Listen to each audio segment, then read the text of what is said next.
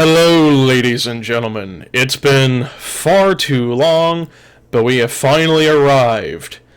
After so long of waiting, we have arrived at the 10th season of the Marvel Studios Cup Series presented by the NNSCRA. Before we get into the typical stuff, I want to personally thank each and every one of you who has ever watched, signed up, or just passed through one of these races in the past 9 seasons, as we are now here at the 10th season of this series' existence. With that being said, welcome to the first event of Season 10 of the NNSCRA Marvel Studios Cup Series.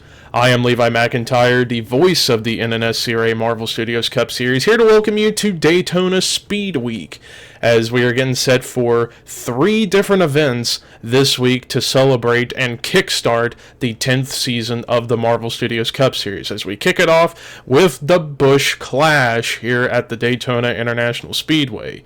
So yes, this race is comprising of all former champions, past winners of the Clash, and pole sitters from the previous season, being Season 9, especially those drivers who are back for Season 10. So for this race, we have 22 cars in the field for this race.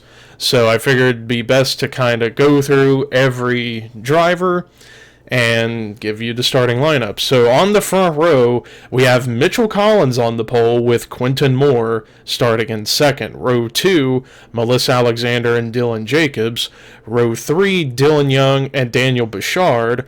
Row 4, Seth Cole, Riley Henry. Row 5, Alyssa Drayson, Matt McIntyre. Row 6, James Qualls, Rafael LeDuc. Row 7, Caleb Kilburn and Patrick Smith. Row 8, Zachary Fitzwater and last season champion Scott Groverston. Row 9, Charles Sanford and Kyle Matthews, teammates. And then teammates in row 10, Carson Gum and Daniel Voiles. And then in the final row, row 11, Dylan Poteet and Joey Parkhill. So that is a look at the starting lineup for tonight's festivities. Why don't we go ahead and get the command to fire engines for the Busch Clash at Daytona, shall we? Drivers, start your engines!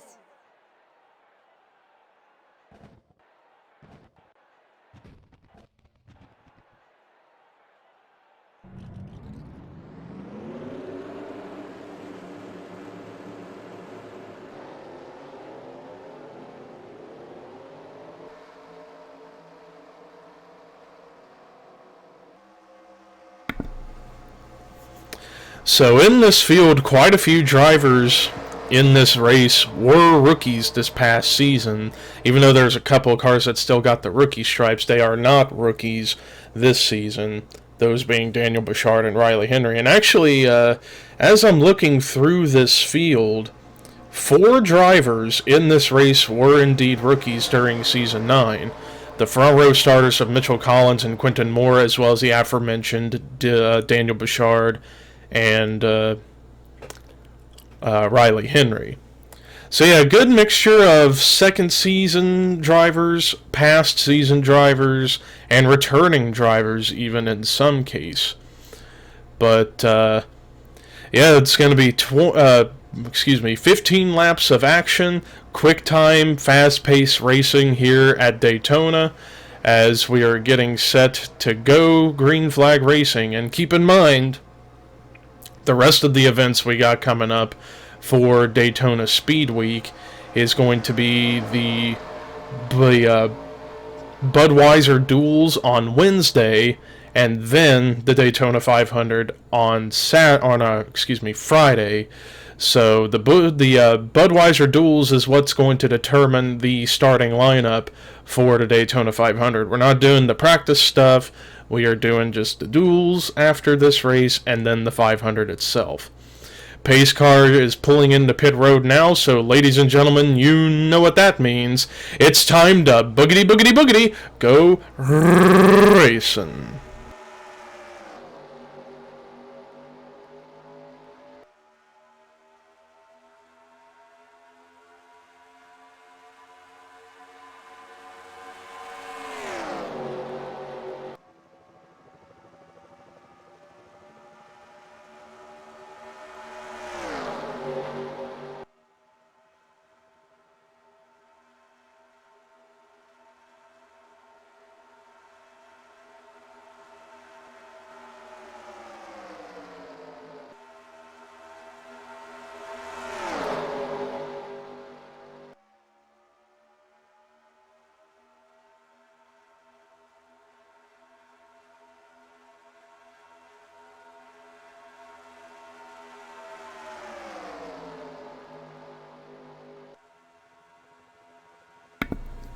Close at the line, but it was Melissa Alexander who led the first lap as they are 3 wide the whole way through this track. This is exactly what I love to see here at Daytona, is drivers going 3 wide, but keeping it together, keeping it clean, and racing hard, and not causing any problems. Alyssa Drayson, Melissa Alexander's teammate, has now taken over the top spot, going from the bottom up to the top side and keeping it together. And actually, a couple of drivers who are in this race have actually announced before recording that Alyssa Drayson will be taking a 1-season hiatus. Possibly. It's not 100% set in stone for her, but she is considering taking a 1-season hiatus during Season 11. But one driver that's definitely for certain not coming back is Raphael LeDuc. He's announced that he will be retiring after Season 10, and the number one goal for Raphael LeDuc this season is to win one final race. Can he maybe motivate himself further and try and get a championship this season? We'll see whenever the season gets going. But yeah, this season I feel like is going to be the most interesting season. Maybe not the best. We'll see how the racing turns out. But I got a feeling we're in for something special here with Season 10, considering we're going to a lot of different short tracks, some dirt tracks, and it's going to be interesting. And after all, we are dividing the schedule up into certain swings. Like this first portion of the season is going to be the first of 2 southeastern swings. We'll get into more detail about that whenever we talk about, or whenever we're in the dual races, we'll talk more about what is the schedule going to be for Season 10, for those who didn't watch that schedule announcement video a couple of weeks ago. And actually, for those wondering what's going on with the Domino's NXT and Affleck Truck Series, I decided to put those on hold for the time being. Again, it's like, I apologize to anybody who feels that I never give secondary series a shot. It's because I just feel like I just bite off more than I can chew. So that kind of stuff will be on hold and put on the back burner. Anyways, Dylan Poteet led the last 2 laps, but now Kyle Matthews takes over the top spot. And Kyle Matthews is definitely determined to try hard in getting the championship here for Season 10, as he had a fairly strong Season 9, got a couple of wins, but just couldn't keep the consistency going. One driver who's up here, James Qualls, definitely wanted to forget about Season 9 and move forward with Season 10 in hopes of redeeming himself and getting into a championship contending spot. Meanwhile, Mitchell Collins, who was the pole sitter, now trying to get the lead back. Mitchell Collins had a fairly impressive rookie season. I believe he got a win, if not, correct me, but he finished top 15 in the point standings, which is better than most rookies can say that they finished. So Mitchell Collins heading into his sophomore season with high expectations for himself. But another driver who's looking for redemption, Matt McIntyre. He was one of the major championship contenders towards the end of Season 9. Was hoping to get that second championship, as remember, only one driver in the history of Marvel Studios Cup competition has won 2 championships, and that's Dylan Jacobs. Matt McIntyre wants to be able to join that club and getting a second championship. He almost got it in Season 9. Maybe he can redeem himself and get it here in Season 10. Another driver who definitely wants to redeem himself after Season 9 is Patrick Smith, who was a championship contender in Season 8, struggled to make races for Season 9, but he wants to... Oh, Carson Gum getting turned! Oh, up the track, a big one is struck here at Daytona. Caleb Kilburn was in it, Alyssa Drayson, Seth Cole, Melissa Alexander with a crushed up hood. Carson Gum was the one I saw get turned. Defending series champion Scott Groverston getting the wall. Fortunately, still got plenty of cars up here ahead, although Patrick Smith's scraping the wall. I don't know why. Oh, and we had a secondary wreck. James Qualls getting turned. Matt McIntyre was in there. Joey Parkhill getting a piece. Don't know what was all that about, but Rafael Leduc was leading when the caution came out, so we're going to quickly take a look and see what did bring the caution out for the first time tonight here in the Busch Clash at Daytona. So it looks like they're going down the back straightaway, and Carson Gumb's thinking of going to the middle line to try and get behind his buddy James Qualls, but then decides against it at the last second, I'm going to assume. Oh no, they were attempting 4 wide as Joey Parkhill went to the middle, and they just could not make it work. Carson Gumb trying to give room to the 77, but ends up turning down in front of Dylan Young, and then they're both going to come back across the track and collect quite a few cars. Daniel Voiles was in it, Dylan Jacobs got a piece, Quentin Moore was involved. Although a lot of these guys sustained minor damage, although Melissa Alexander was the one that took the worst end of the deal as she got a huge buckle on the front end. Let's see how she got it. Going to helicopter view to see. Oh, it was that contact from Carson Gumb as he came up the track. Yeah, Alyssa Drayson was in there. And then Caleb Kilburn's going to get involved as soon as Melissa Alexander turned down into Seth Cole, and around went the 99. So a multi-car crash brings out the caution here at the Clash. But Rafael Leduc, and of course, let's actually take a look and see what happened with this secondary incident. It looks like... I'm just waiting to see how all this is going to unfold. Matt McIntyre just gets into James Qualls for some reason, up into Patrick Smith, and then Matt comes down in front of Joey Parkhill. As Parkhill's trying to get woed down, gets turned a little bit by Charles Sanford, but yeah, very bizarre follow-up incident. But anyways, Rafael Leduc leads the Clash, so let's take you to the restart here at Daytona. Well, after that first caution, we have 4 cars out of the race, so they will not be able to continue for the rest of the Clash. Daniel Voiles, Melissa Alexander, Dylan Jacobs, and Quentin Moore. Dylan Young and Joey Parkhill have gone a lap down, leaving 16 cars on the lead lap, 18 on track. But anyways, Rafael Leduc is your race leader. Second is Zachary Fitzwater. Third is Patrick Smith. Fourth, Daniel Bouchard. Fifth, Dylan Poteet. Sixth is Matt McIntyre. Seventh, James Qualls. Eighth, Kyle Matthews. Ninth, Riley Henry. 10th, Charles Sanford.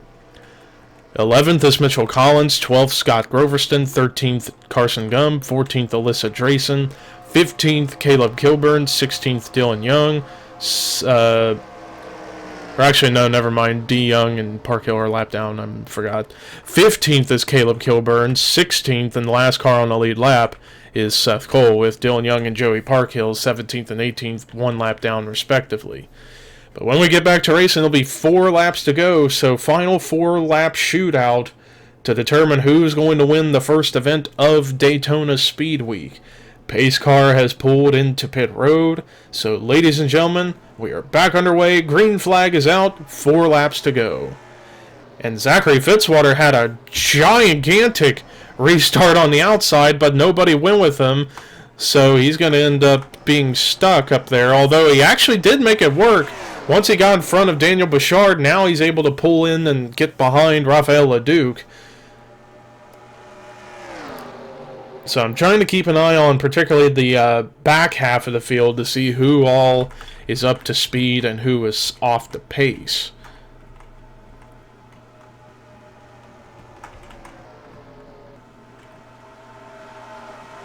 It looks like they all are, for the most part, up to speed, except for maybe Scott Groverston and Dylan Young. Those are the 2 that are the least likely to be up to speed. We'll see. But the cars have separated into like 3 different small groups within the pack almost. But Zachary Fitzwater led that lap. Is now 3 laps to go. We got Dodges battling out for the lead as Daniel Bouchard goes to the inside with a big push from former Clash winner Dylan Poteet. Yeah, Dylan Poteet sure knows what it's like to win one of these races. He won the Clash, I'm trying to remember. I believe it was back in either Season 5 or Season 6 where Poteet picked up a win here in the Clash. But Rafael Leduc back to the inside as he's trying hard to kick off his Speed Week on a high note with getting a win here in the Clash, but he left the bottom open for Mitchell Collins. And how about Seth Cole? He was involved in that wreck, sustained little to no damage, now finds himself up here in the top 5 battling it out for the win. Although here comes Riley Henry, who's another driver who had a rookie season in Season 9, wants to try and make the races in hopes that he can go for wins and the championship here in Season 10. But Mitchell Collins just has that strong run on the outside with that push from Rafael Leduc. Now he goes to the inside to try and block the bottom lane from making any moves. But we're getting ready to take the white flag here in the Clash. White flag is waving for Mitchell Collins. Can he go coast to coast, start on the pole, win the Clash? He's got to hold off a lot of different drivers, a lot of charging drivers. Rafael Leduc being the guy who's kind of dominated this race due to the caution laps. But Leduc is right there on his tail. Can he get a run? Ooh, Riley Henry leaves him hanging on the bottom unless Leduc blocks it. Oh, Leduc, he probably should have went to the bottom, but that was not the best move on the part of Leduc. He had the run, but didn't take advantage of blocking the 40, and he might have been able to make the pass. He's going to have one more chance off turn 4. He's coming to the inside, but I don't think it's going to be enough. It's going to be a drag race. Photo finish, but Mitchell Collins wins the Busch Clash at Daytona by 4/100ths of a second. Man, if Leduc had made that move about 2 seconds sooner, he might have had it. But nonetheless, Mitchell Collins started on the pole and won the Clash, went coast to coast. Really good race here. Kind of a preview of what we're in store for with the duels on Wednesday. So, yeah, I'm confident we're going to be in for something really, really special when we get to the rest of Speed Weeks. But anyways, Rafael Leduc, so close, yet so far, comes through with a second place finish. Riley Henry showing some promise as he finishes with a strong third. Kyle Matthews came back from being slowly losing the pack, comes back in the pack and gets a 4th place run. And then Seth Cole coming back from being in that crash, finishing in 5th. Charles Sanford, solid run in 6th. Matt McIntyre with a great run in 7th. Great run in 8th for Zachary Fitzwater. Daniel Bouchard, solid finish in 9th. And then Caleb Kilburn rounding out the top 10. And then there's the rest of the cars that finished on the lead lap and a lap down. And of course, Daniel Voiles, Melissa Alexander, Dylan Jacobs, and Quentin Moore did not finish the race as they were out of the race from that only caution. But anyways, that was the Busch Clash for you, ladies and gentlemen. Thank you for watching. Stick around this Wednesday. It's the Budweiser Duels, where we are going to determine the starting lineup for the Daytona 500 on Friday. But until then, this is Levi McIntyre signing off.